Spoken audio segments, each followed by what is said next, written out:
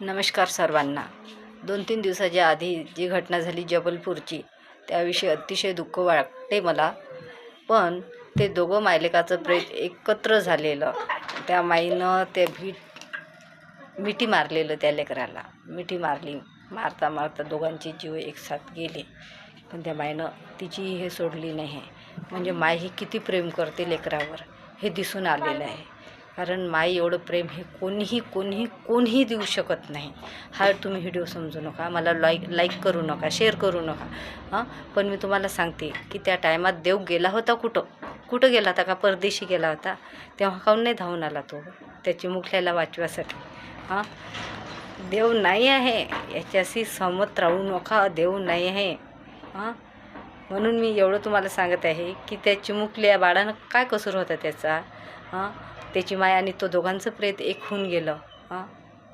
ठीक आहे.